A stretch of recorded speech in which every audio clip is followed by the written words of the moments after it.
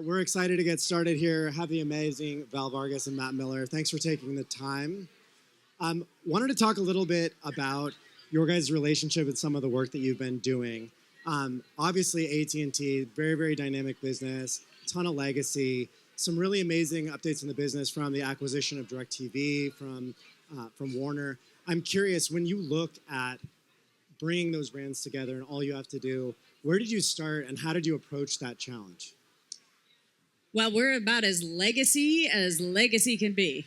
So we're a company that is almost 150 years old. In fact, next year is the anniversary of the very first phone call that Alexander Graham Bell did. I would say that really changed everything. But as you indicated, we'd bought DirecTV, we had bought Warner Media, and then we determined that wasn't exactly working out. And so we spun those businesses back off. And that leaves you in a position where you have to make some choices. We didn't know who we were or wanted to be. In fact, we'd ended up as a Fortune 15 company that people had a hard time saying, who is this company and why should I choose them? I like to say we spent the last 10 years trying on a different dress every year, and we finally woke up and said, we're just going to put our pants on and be who we are. So in order to do that, we needed to galvanize our internal organization. And so that very much started by leaning into our very close partner with Omnicom to say we need to reestablish our purpose and our reason for being. And they helped us come to this place of believing that with our customers, connecting changes everything. And so once we had landed that, it was time to create external facing messaging around it. I love that. And I just think about the challenge of trying to kind of redefine or define who you are in this, very legacy company and trying to forge that new way forward. When they came to you with this kind of campaign brief and this challenge, what did that look like? And how did you at BBDO kind of start to attack that challenge? Well, the original brief was very specific. And it was create a campaign that looks at our history, that leverages our history, and gives us credit for all the amazing things that we've created. But with that came what we call a Val special, which is, right, we call it that. And it was, but this is a starting point. See where it takes you. And so that's exactly what we did. We took that brief and we went away, and it didn't take us long to decide that we actually needed to go way beyond looking at our history or at our past. We needed to kind of start by evaluating who we are now and today and what we mean to people in the world now. And so that's what we did. We went and explored our purpose, essentially, and changed the brief. And what was amazing is AT&T didn't push back. They didn't say, you're off brief or get on brief or else, right? Which you hear every once in a while.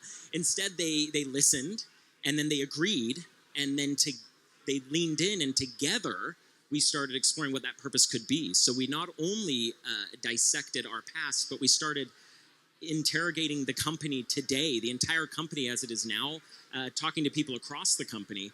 And that's where we discovered that one truth, the one real truth that has always been true, past, present, and future for AT&T, is that we create connections that unlock possibilities. And from there, that's where the campaign was born. I love that, the Val special. That's Val special. That's awesome. Yeah. When you think about the relationship, so, Val came with this very specific brief, this ask, but clearly there was something more there. And, there's some kind of trust that comes or that's apparent when you're saying, we want to build this together. So I'm curious, Matt, from your perspective, how is your relationship together with Val and team, and why do you think that relationship works so well and they have that level of trust with you? I think, if I take a step back, I think it's funny, when you look at the industry today, you'll hear a lot of people say things like, with the right amount of time and resource, we could do internally what agencies do, right, at a brand. And I think what that says, when you say that, you're also ignoring the very reason agencies were created in the first place, why they exist, which is to bring the outside into a brand, to actually expose the brand to more than what is going on inside those walls. And so with AT&T, I mean, that's creativity, right? Creativity by definition is diverse POVs. You got to challenge the status quo, look at things in a different way, look at things in a new way. And if you don't have diverse perspectives, that falls apart. I mean, that can also fall apart even within a brand agency relationship, when like the agency becomes too much like the brand, or when the relationship starts to dissolve and it becomes brand versus agency, right? But I think the thing that we always fall back on is this fundamental belief that our differences of opinion matter, and we respect and trust each other, and we believe that those differences can lead to a situation of 1 + 1 = 3, and that we all benefit from that diversity of perspective. I would agree. I love that. And I love what you said about the reason why the agency exists to an extent is to bring that outside perspective and bring it in. And it's interesting looking at AT&T. If you've been in that company for so long, you get that context just becomes reality, and you lose sight of maybe what is so apparent from everyone else looking in and saying, oh yeah, connecting everyone, that's what you do. But when you're in it, it's like, we're this unit and we're that business unit and we're this operational thing, we're this acquisition and this spinoff and all this. And I love the fact that you have that trust. Have you worked with us before? No, I've been a part of big companies where sometimes you get lost and like context becomes a little bit of reality, and you just tell yourself, you know, this is normal, or this is, you take for granted maybe what's special too. Like AT&T has a lot of magical things that maybe when you're in it, some of that magic rubs off and you forget about the history, the legacy, and what truly makes you different and important. So I wanted to hit a little bit on, Matt, what you said around bringing, you know, those difference of opinions to the table, and Val, I'd ask you, how do you have an open mind and deal with those differences of opinion such that if Matt comes with a wild idea or something that's completely counter to what your team has been working on, how do you balance that? And do you feel like you can be really open and honest in every way with them? So we have distinctive language we use inside the company. We refer to our agency relationship as a marriage, not a fling.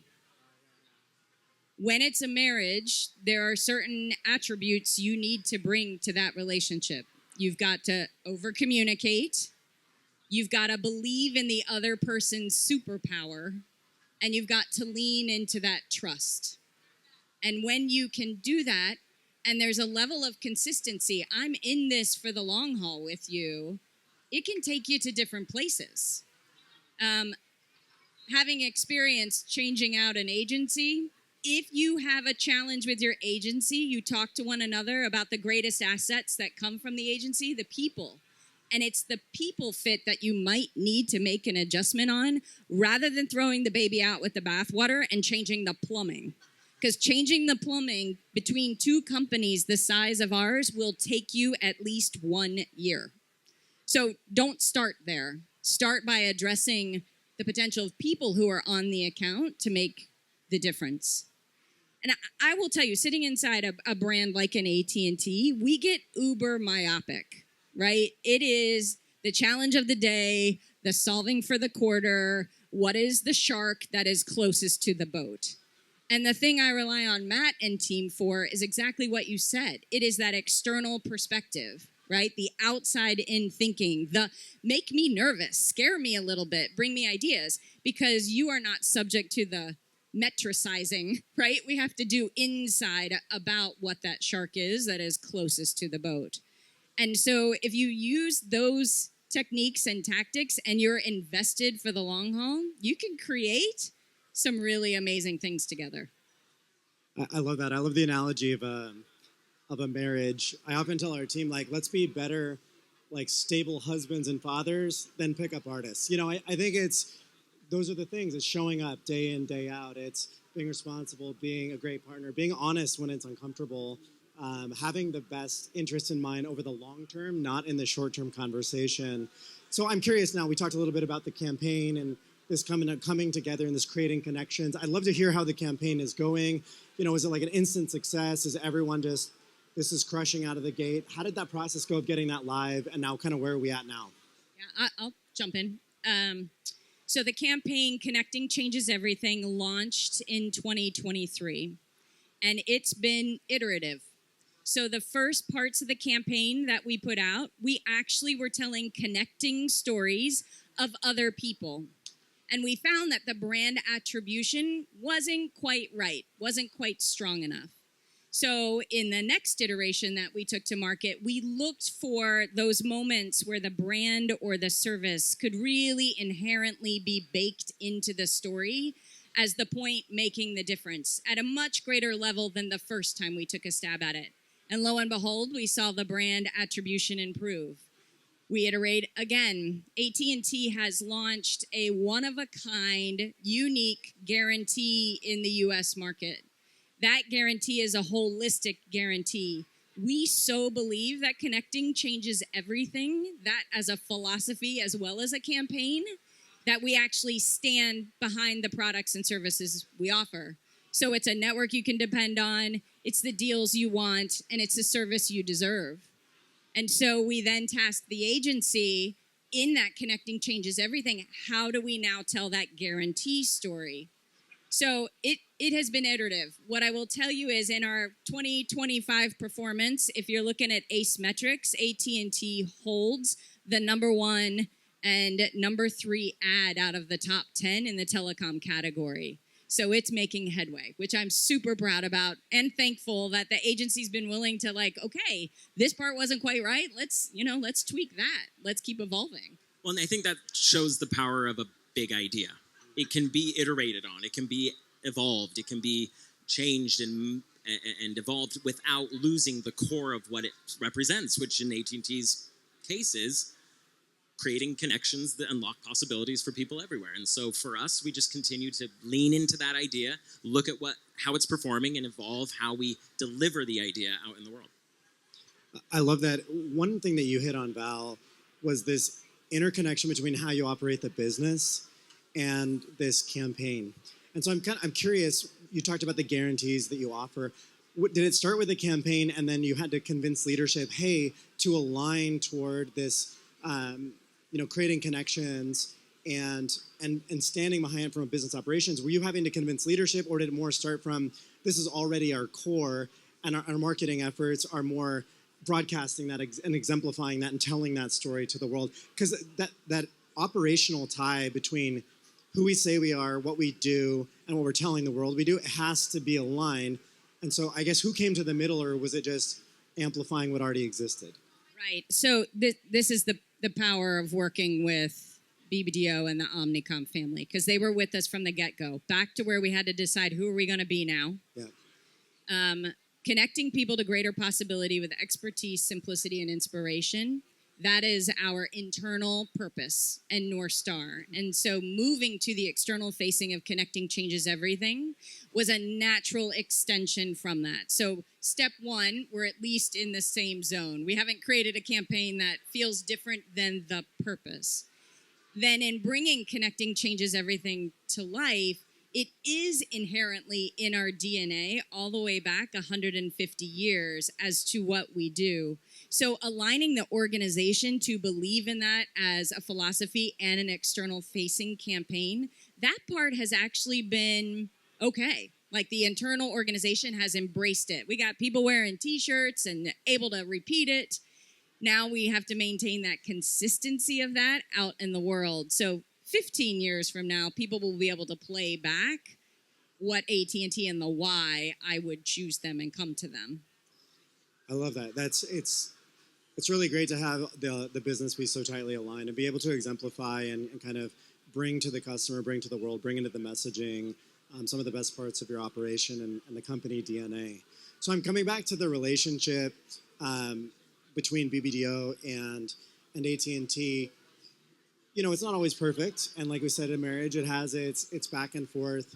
What are some of the core lessons learned or like best practices when you say, I think everyone says be clear in communication, be open, be able to challenge. That's kind of the surface level. I would say you guys have probably been in some knockdown, drag outs. You've been at the opposite ends of some tough conversations. What are the real truth answers on how do you make this really sing and work beyond the surface level? Because you clearly have a deep relationship and it's working. And I think a lot of folks out there want to replicate that kind of bond and relationship between their agency or their brand. And, like, what would you offer to them? I'll jump in. Go ahead. Okay. You can finish my sentence.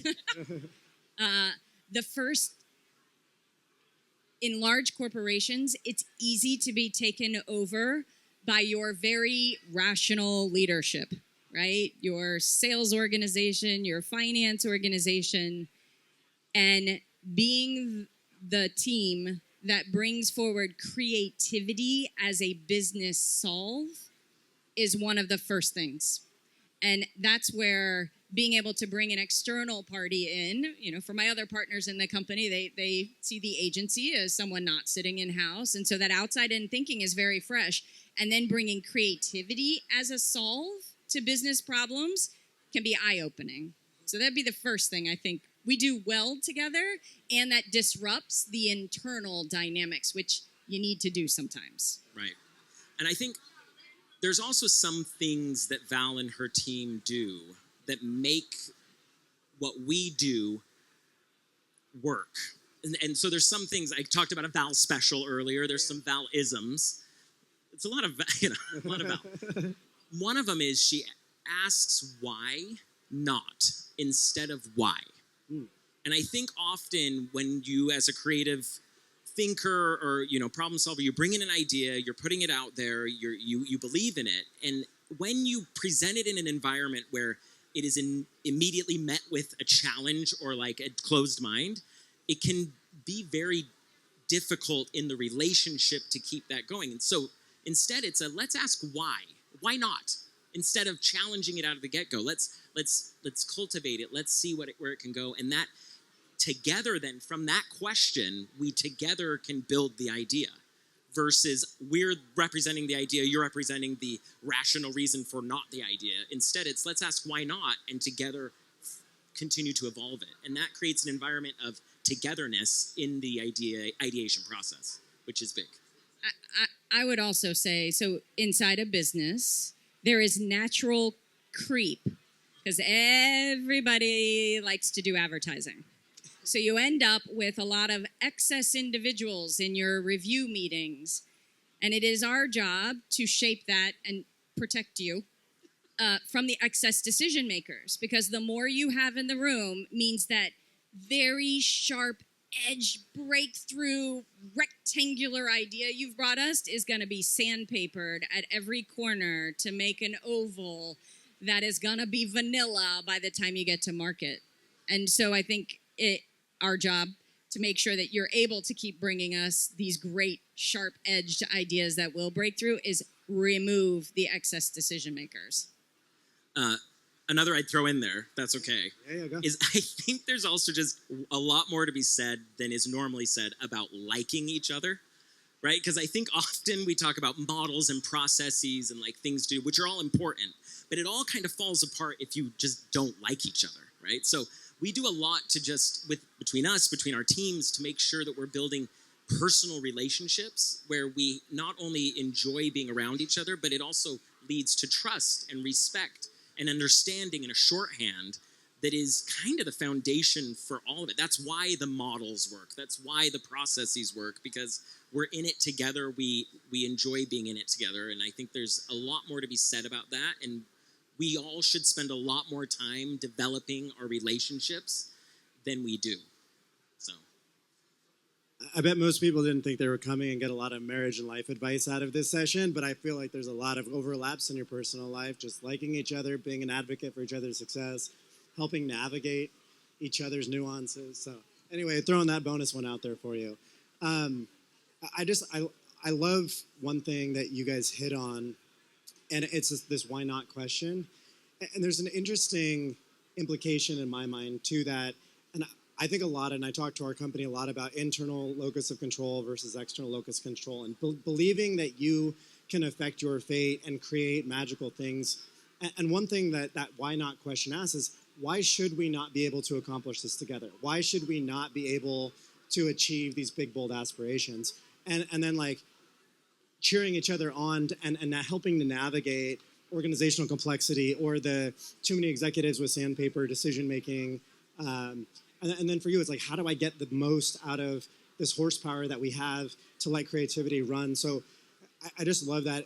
Maybe one thing is like, where in this campaign, what's one example where there was just a major obstacle and you guys kind of went to bat together to get it through? Was there like an executive or some particular, like a budget, or there's like a resourcing challenge? I'm curious, like how you broke through that very tangibly.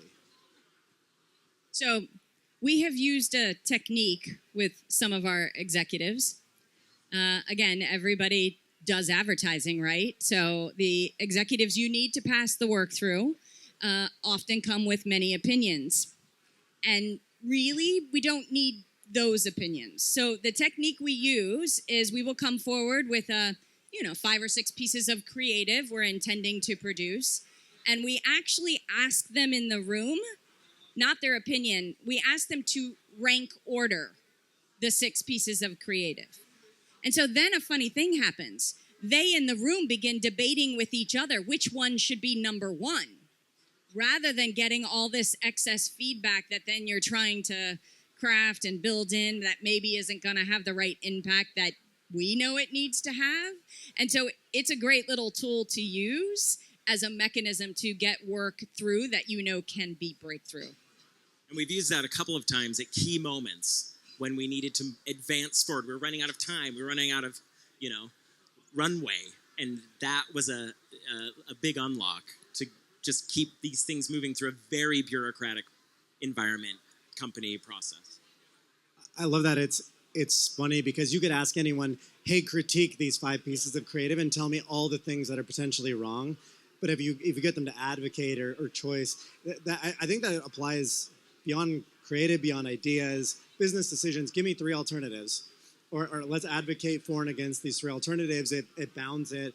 And I'm a big believer that even an 80% right idea executed well is going to beat the 100% that never gets decided on, or like we can never align on it and then we never execute. And so I think it's part of the magic here is you guys get aligned quickly, and then you put all of the effort behind, let's get it implemented really, really well. Let's execute it incredibly well. And that's going to make it the 100% perfect idea, that great execution, that representation of what AT&T, what BBDO can do together. So I'm curious now, you've had this long relationship, you've had this kind of marriage of sorts, you had this one campaign that was really magical. Now where do you go next? Because I think about like when you have a killer campaign and you're like, this is it, this is great. Maybe there's a little bit of that gets stale or you have to reimagine it or something shifts. How do you guys now keep it fresh? Where do you move? And like, how are you thinking about, without divulging too much, like what's next in the AT&T and kind of BBDO, at least like where are you headed tangentially or directionally? What can we say? We have a lot going, and that's what I was saying earlier about how big the idea has proven to be. That all lines of business, brand down to enterprise, small business, consumer device, it's working to unify, and I think that's one of the next big frontiers for us is to take all the disparate possibilities that we've executed from this idea and start bringing it tighter together into something a little more cohesive and uniform in its delivery, right? So that's one option. I would also say you're going to see more and more about our guarantee. AT&T's guarantee is a one of a kind. It is a point of differentiation. And customers are playing back that they're really happy with it. So you'll see us lean into, in particular, the network benefit. There's no other company that says, look, our network is great, but in the moment, if something does go wrong, we fix it fast and we proactively credit your account for when you were down. And so you'll see us lean more and more into those communications under connecting changes everything.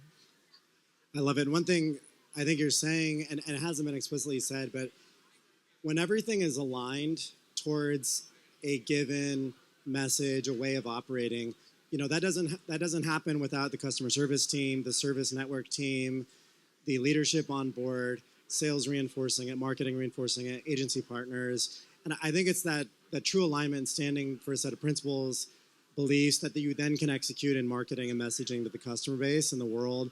where it all comes together. Because if any of those parts fall flat if you don't put the dollars behind that technical infrastructure, if you don't put it behind service, and it's just this facade, it's never going to play. And I love that AT&T is kind of hooking all these pieces together and really putting the investment across the board. I think you're spot on, and it's not easy. Not at all. And it takes time, and no one has the patience for that, right? We chose to make that investment, but you're spot on. Awesome. Well, it's been amazing talking about your guys' relationship for everyone. If you guys want to catch up with Matt or Val, they'll be around. And I challenge you guys, go out and work on your relationships with your agency, show some trust, get aligned, and make great marketing that doesn't feel like marketing. Okay, thanks, y'all. Thank you.